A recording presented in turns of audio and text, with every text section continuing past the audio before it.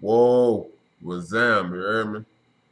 Nah, I'm here to share some travel tips for people who want to visit Canada. So here goes. A passport is required in order to enter Canada. So make sure that you have one and that is already up to date as well.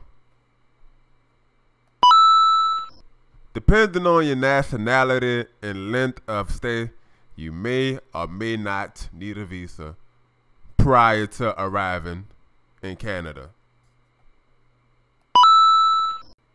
The Canadian dollar is the local currency of Canada. For example, as of March 22nd, 2019, 1 US dollar equals 1 Canadian dollar and 34 cents. 1 euro equals 1 Canadian dollar and 51 cents. 1 British pound sterling equals 1 Canadian dollar and 77 cents. 1 Australian dollar equals 95 Canadian cents. 1 New Zealand dollar equals 92 Canadian cents. When exchanging your money into Canadian dollars, don't do it at the airport because you would get less value back. Canada has two official languages, English as the primary language and Francais as the secondary language. Regardless of the fact that English is one of the official languages in Canada, I would suggest that you learn some French as well. If you're visiting Canada within the months of January through May and September through December, it's going to be cold.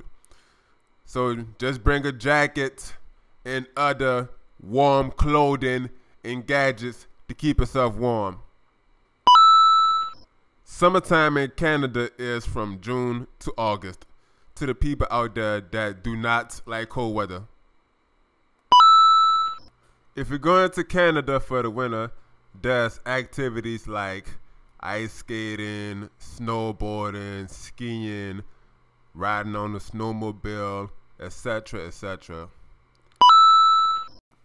I'm not too fond of drinking wine, but ice wine is an exception. All I can say is the ice wine in Canada is fucking awesome! Woohoo! Smoke weed every day.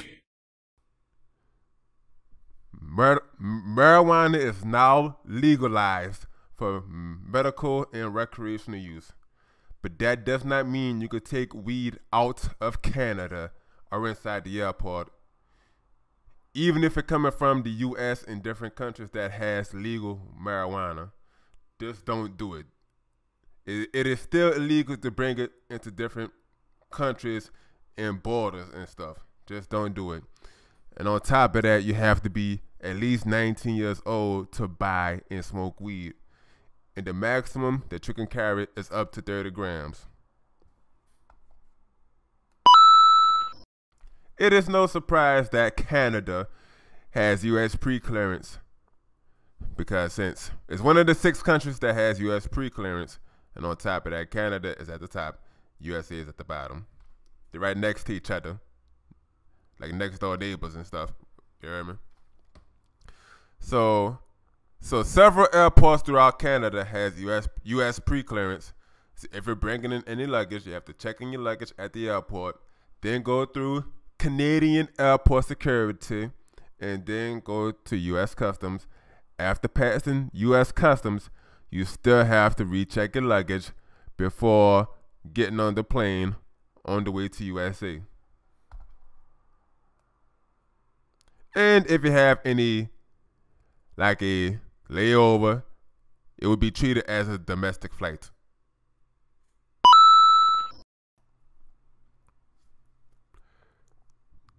Niagara Falls has 2 sides. The Canadian side, which is Niagara Falls, Ontario, Canada, and the USA side, which is Niagara Falls, New York, USA.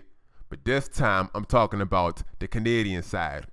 So if you're in the Toronto area and you want to visit Niagara Falls, You can either take the bus or you can drive a car there, whichever way you prefer. But it's a nice place to visit. So whether if you want to visit in the summertime or in the wintertime, I would say the summertime is a lot better since you can take the boat, you can get on the boat and stuff, because you can't get on the boats when it's freezing and stuff. Before I end off this video, here are some honorable mentions.